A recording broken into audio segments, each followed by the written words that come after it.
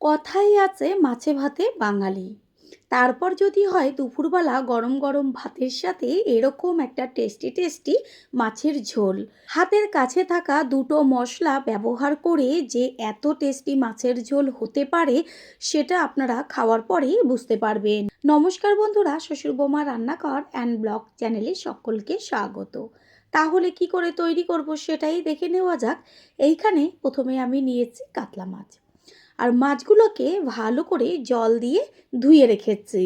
এবার এগুলোর গায়ে লবণ আর হলুদ মাখিয়ে 5 থেকে 7 মিনিট রেস্টে রেখে দেব। হাত দিয়ে মাছের গায়ে ভালো করে লবণ আর হলুদটা মাখিয়ে রেস্টে রাখবো। রেস্টে রাখলে কি হবে, মাছের ভেতরে লবণটা যাবে, তাতে খেতে স্বাদটা বেশি হবে। মাছ রেস্টে থাক, অন্যদিকে আমি একটা মশলা তৈরি করব। মিক্সিং জারের মধ্যে দিয়ে দেব টমেটো।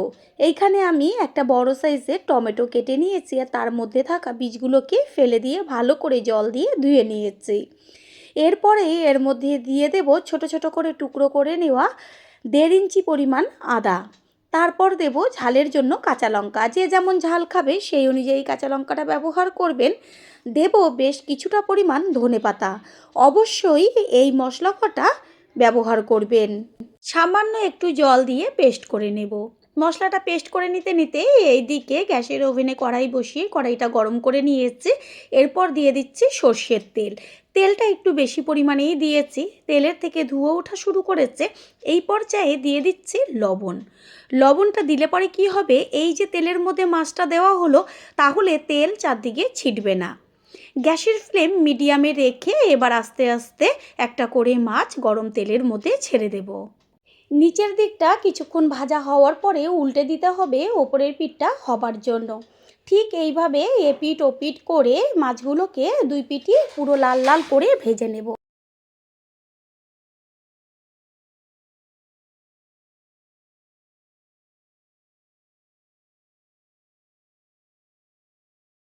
মাছগুলোর দুই পিঠই খুব সুন্দরভাবে ভাজা হয়ে গেছে। এবার তেল ছেঁকে তুলে নেব, আর যে মাছগুলো রয়েছে সেইগুলো এই তেলে একইভাবে ভেজে নিয়ে ফিরে আসছি। সব মাছগুলো তেলের মধ্যে ভেজে নেওয়া হয়ে গেছে। এই যে বেঁচে রয়েছে তেল, ওই বেঁচে থাকা তেলের মধ্যে দিয়ে দিচ্ছে লম্বা করে কেটে নেওয়া আলু। আলুগুলোকেও পুরো লাল লাল করে ভেজে নেব। আর আলু তাড়াতাড়ি সিদ্ধ হয়ে যাবার জন্য এর মধ্যে দেওয়া তো আগেই লবণ হয়েছে, আর এখানে এক্সট্রা করে লবণটা দিলাম না, দিয়ে দিচ্ছি হলুদ গুঁড়ো। হলুদটা মিশিয়ে নিয়ে আলুটা ভাজা হতে থাক। আলু পুরো লাল লাল করে দুই পিঠই ভাজা হয়ে গেছে, এগুলোকে তেল ছেঁকে তুলে নেব। আর আমি তেলটা একটু বেশিই দিয়েছি মাছ ভাজার সময়, কারণ তেলের মধ্যে যদি মাছ ভাজার গন্ধটা থাকে তাহলে সেই ঝোলটা কিন্তু ভীষণ টেস্টি হয়। আর কোনো রকম তেল আমি ব্যবহার করিনি। ওই তেলের মধ্যেই দিয়ে দিচ্ছি 1 চা চামচ কালো জিরে ফোড়ন। ফোড়নটার থেকে মিষ্টি একটা গন্ধ বেরোচ্ছে। এবার এর মধ্যে দিয়ে দেব কুচিয়ে নেওয়া পেঁয়াজ। এখানে আমি মাঝারি সাইজের 2খানা পেঁয়াজ কুচিয়ে নিয়েছি। পেঁয়াজ তাড়াতাড়ি মজে আসার জন্য এর মধ্যে দিয়ে দেব অল্প পরিমাণ লবণ। লবণটা দিয়ে তারপরে পেঁয়াজের সাথে মিশিয়ে নেব। পেঁয়াজটাকে ভালো করে ভাজতে হবে, বেশ একটু লাল লাল হবে সেইভাবেই ভাজতে হবে। পেঁয়াজ অর্ধেকের বেশি ভাজা হয়ে গেছে। এই পর্যায়ে দিয়ে দিচ্ছি 1 চা চামচ রসুনের পেস্ট। তেলের মধ্যে এইভাবে আলাদা করে রসুনের পেস্টটা দিলে তেলের থেকে খুব সুন্দর একটা গন্ধ আসে। রসুন আর পেঁয়াজ এবার একসাথেই ভাজা হবে। গ্যাসের ফ্লেম লোতে থাকবে। কালারের জন্য দিয়ে দিচ্ছি হলুদ গুঁড়ো আর কাশ্মীরি লঙ্কার গুঁড়ো। ঝালের জন্য তো কাঁচা লঙ্কাই ব্যবহার করেছি। কাশ্মীরি লঙ্কার গুঁড়ো একদম অল্প পরিমাণ দিয়েছি। সব কিছু ভালো করে নেড়েচেড়ে মিশিয়ে নিতে হবে।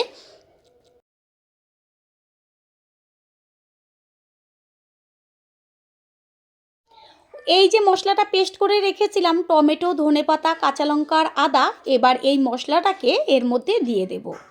সমস্ত মশলাটাই দেব, আর মিক্সিং জারটা ধুয়ে জল দিয়ে এবার মশলাটাকে ভালো করে কষিয়ে নেব।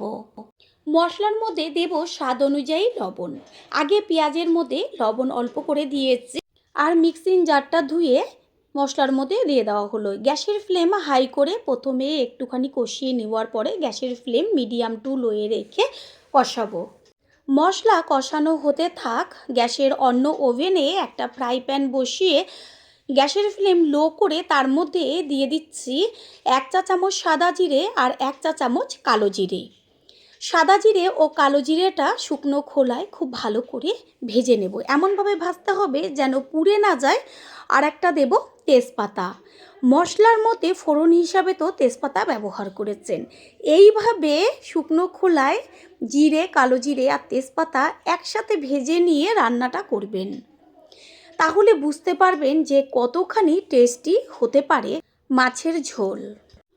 যখন দেখবেন মশলাটা চটপট হয়ে ফুটতে শুরু করেছে তখনই গ্যাসটা অফ করে দিতে হবে, না হলে কিন্তু মশলাটা পুড়ে যাবে। এদিকে মশলা কষানো হচ্ছে, গ্যাস অফ করে দিয়েছি, ধোয়া ওঠা শুরু হয়ে গেছে। সাথে সাথে নাবিয়ে প্লেটে রেখে ঠান্ডা করে নেব। মশলার থেকে ওপরে তেল ছাড়তে শুরু করেছে। মশলাটাকে একটু খুন্তি দিয়ে নেড়েচেড়ে নিয়ে তারপরে এর মধ্যে দিয়ে দেব ভেজে রাখা আলুটাকে দিয়ে আর 2 থেকে 3 মিনিট মতো কষিয়ে নিলে হয়ে যাবে। আলুটা কষানো হতে থাক, অন্যদিকে ওই যে মশলাটা ঠান্ডা করে নিয়েছি সেই মশলাটা থেতনির মধ্যে করে একটু আস্তে করে থেতো করে দিলে খুব সুন্দরভাবে গুঁড়ো হয়ে যাবে। মশলা গুঁড়ো হয়ে গেছে, মশলা কষিয়ে নেওয়া হয়ে গেছে। এবার এর মধ্যে দিয়ে দেব উষ্ণ গরম জল। জলের পরিমাণটা একটু বেশি ব্যবহার করব, কারণ পাতলা ঝোলটা খেতেই বেশি টেস্টি লাগবে। জল দেওয়ার পরে গ্যাসের ফ্লেম হাই করে দিয়ে ভালো করে জলের সাথে মশলাটাকে মিশিয়ে নেব। ঝোল টকবক করে ফুটছে, এই পর্যায়ে দিয়ে দেব ওই যে কালো জিরে আর সাদা জিরে মশলাটা গুঁড়ো করে রেখেছিলাম, সেটাকে এবার সম্পূর্ণ মশলাটাই দিয়ে দেব। এই মশলাটা দেওয়ার সাথে সাথে এত সুন্দর একটা গন্ধ বেরোবে। আলুটা অর্ধেকের বেশি ভাজাতেই তো সিদ্ধ হয়ে গেছে, আর বেশিক্ষণ লাগবে না এটা সিদ্ধ হতে। এবার এর মধ্যেই দিয়ে দেব ওই যে ভেজে রেখেছিলাম মাছগুলো, সেই মাছ। একটা আলু চেক করে দেখিয়ে দিচ্ছি আলুটা সম্পূর্ণ সিদ্ধ। প্রথমবার যারা আমাদের চ্যানেল ভিজিট করছেন তাদের আন্তরিক শুভেচ্ছা ও অনেক ভালোবাসা। আমাদের রেসিপিগুলো যদি ভালো লেগে থাকে সাবস্ক্রাইব করে দেওয়ার অনুরোধ রইল, ও পাশে থাকা বেল আইকনে ক্লিক করলে পরবর্তী ভিডিওগুলো সবার আগে আপনাদের কাছে পৌঁছে যাবে। মাছটা দেওয়ার পরে গ্যাসের ফ্লেম হাই করে দেব।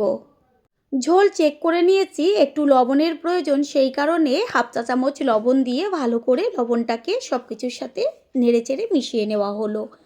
পুরনো বন্ধুদের সবসময় আমাদের পাশে এইভাবে ভালোবেসে সাপোর্ট করার জন্য অনেক অনেক ভালোবাসা।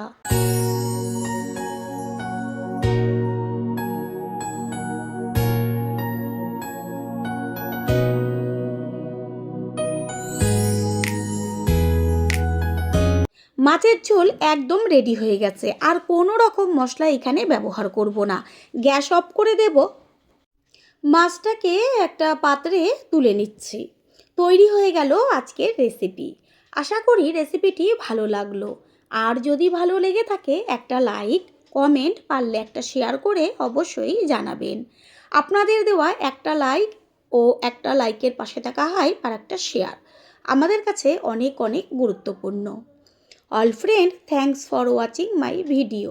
আপনারা সকলে ভালো থাকবেন, সুস্থ থাকবেন। আবারও দেখা হবে অন্য কোনো রেসিপির এপিসোডে।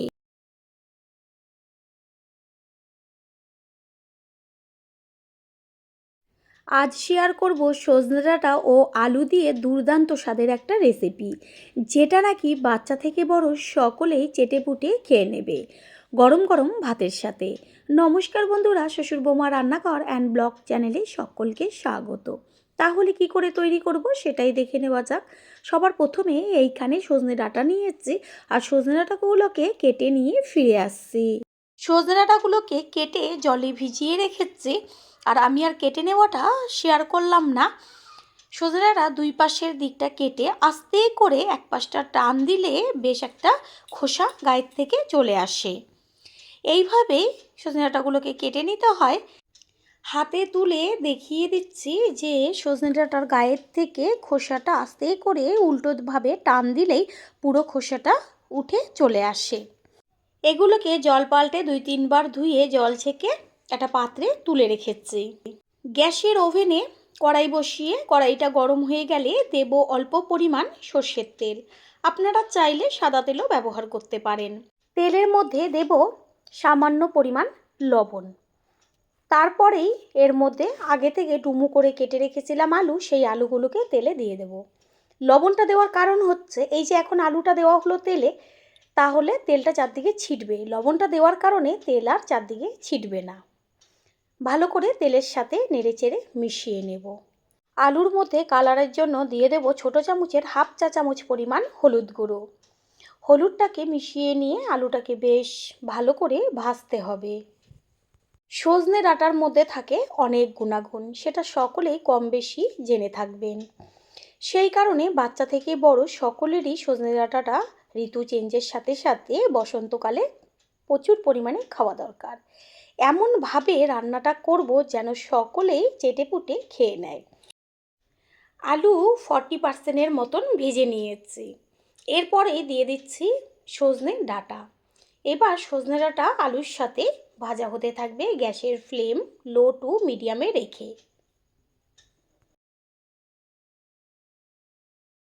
সজনে ডাঁটা ভাজা হতে থাক, অন্যদিকে আমি একটা মশলা তৈরি করব, সেটা কি দেখে নেওয়া যাক। একটা মিক্সিং জার নিয়েছি, এবার তার মধ্যে আমি কিছু মশলা অ্যাড করব। যেমন এইখানে আমি আগের থেকে চিনেবাদাম শুকনো খোলায় ভেজে খোসাটা ছাড়িয়ে দিয়ে দিয়েছি। চিনেবাদামের পরিমাণটা একটু বেশি দেওয়ার চেষ্টা করবেন। তারপর দিয়ে দিচ্ছি পোস্ত। এইখানে 4 চা চামচ পোস্ত ব্যবহার করেছি। পোস্তর পরিবর্তে আপনারা সাদা তিলও ব্যবহার করতে পারেন। আর দিয়ে দিচ্ছি 2 চা চামচ সর্ষে। এগুলোকে জল ছাড়াই পেস্ট করে নিয়েছি। চামচ দিয়ে তুলে দেখিয়ে দিচ্ছি যে জল ছাড়া আগে পেস্ট করলে কত সুন্দরভাবে পেস্ট হয়ে যায়। যেহেতু পোস্ত রয়েছে সেই কারণে প্রথমেই যদি জল দেওয়া হয় তাহলে পেস্ট হতে অনেকটা সময় লাগে। এবার এর মধ্যে কিছুটা পরিমাণ দিয়ে দিলাম জল আর ঝালের জন্য কাঁচা লঙ্কা দিয়ে এবার ভালো করে একটা পেস্ট তৈরি করে নেব। আর একটু জল দেওয়া হলো। মশলা পেস্ট করে নেওয়া হয়ে গেল। এবার যে সজনে ডাঁটা আর আলুটা ভাজা হচ্ছিল সেটাকে গ্যাসের ফ্লেম একটু হাই করে দিয়ে খুন্তি দিয়ে ওপর নিচ করে নেড়েচেড়ে নেব।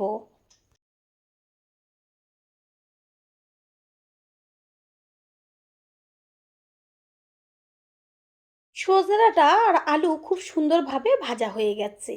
এগুলোকে এবার একটা পাত্রের মধ্যে ঢেলে রেখে দেব। তারপর ওই কড়াইটাই বসিয়ে গ্যাসের ওভেনে দিয়ে দেব অল্প পরিমাণ সর্ষের তেল। তেল গরম হয়ে গেছে, এবার তেলের মধ্যে ফোড়ন দিচ্ছি। ছোটো চামচের 1 চা চামচ সাদা জিরে আর একটা শুকনো লঙ্কা। ফোড়নটাকে তেলের মধ্যে ভালো করে ভেজে নেব। ফোড়নের থেকে যখন সুন্দর একটা গন্ধ বেরোবে দেব গ্যাসের ফ্লেম লোতে রেখে ছোট ছোট করে কেটে নেওয়া টমেটো। এইখানে আমি বড় সাইজের একটা টমেটো ব্যবহার করেছি। টমেটোটা তাড়াতাড়ি মজে আসার জন্য এর মধ্যে ব্যবহার করব হাফ চা চামচ লবণ। লবণটা দেওয়ার সাথে সাথেই টমেটোটা একদম তেলে সুন্দরভাবে মজে যাবে। টমেটো তেলের মধ্যে মজে গেছে, খুন্তি দিয়ে একটু টমেটোটাকে মেল্ট করে দিচ্ছি। দেখা যাচ্ছে একদম সুন্দরভাবে টমেটোগুলো গলে যাচ্ছে। এই পর্যায়ে এর মধ্যে দিয়ে দেব ওই যে মশলাটা পেস্ট করে রেখেছিলাম সেই মশলা।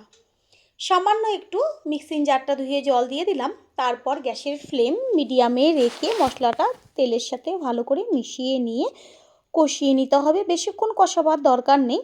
দিয়ে দিচ্ছি 1 চা চামচ হলুদ গুঁড়ো। হলুদটাকে মশলার সাথে আরও একবার নেড়ে চেড়ে নেব। কালারের জন্য দেব হাফ চা চামচ কাশ্মীরি লঙ্কার গুঁড়ো। এটা অপশনাল, ঝালের জন্য তো কাঁচা লঙ্কা ব্যবহারই করা হয়েছে।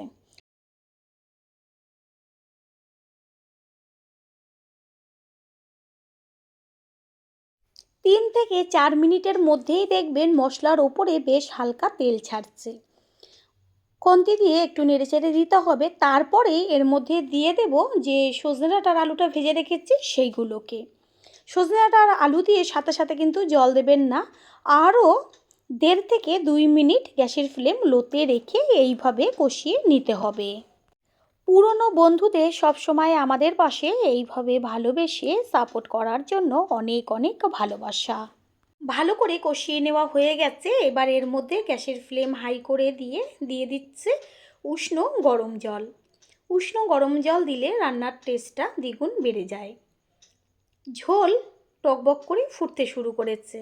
এবার একটা ঢাকনা চাপা দিয়ে দেব ভালো মতন তাড়াতাড়ি সিদ্ধ হবার জন্য। 3 থেকে 4 মিনিট বাদে কড়াইয়ের ঢাকনাটা সরিয়ে গ্যাসের ফ্লেম হাই করে দিয়ে একটু ওপর নিচ করে নেড়েচেড়ে দেবো। চেক করে নেব লবণ ঠিকঠাক আছে কি না। লবণের প্রয়োজন, সেই কারণে এর মধ্যে দিয়ে দিচ্ছি 1 চা চামচ পরিমাণ লবণ। লবণটা মিশিয়ে নিয়ে আবারও ঢাকনাটা চাপা দিয়ে দেব সম্পূর্ণটা হবার জন্য।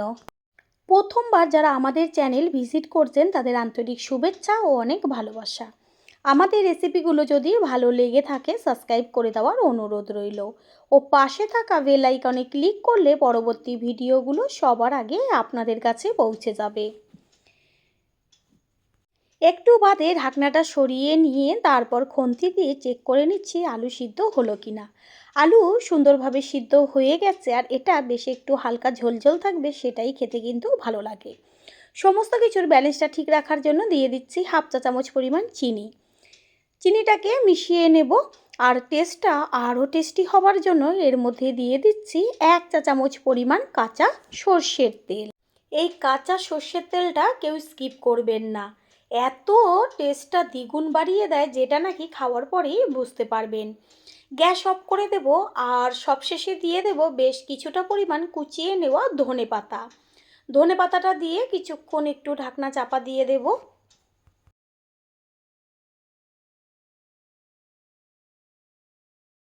একটু বাদে ফিরে এসে সম্পূর্ণ লুকটা দেখিয়ে দিচ্ছি। এবার এটা একটা পাত্রে তুলে দেব। তৈরি হয়ে গেল আজকের রেসিপি। আশা করি রেসিপিটি ভালো লাগলো, আর যদি ভালো লেগে থাকে একটা লাইক, কমেন্ট, পারলে একটা শেয়ার করে অবশ্যই জানাবেন। আপনাদের দেওয়া একটা লাইক ও লাইকের পাশে থাকা হাইপ আর একটা শেয়ার আমাদের কাছে অনেক অনেক গুরুত্বপূর্ণ।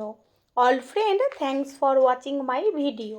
আপনারা সকলে ভালো থাকবেন, সুস্থ থাকবেন। আবারও দেখা হবে অন্য কোনো রেসিপির এপিসোডে।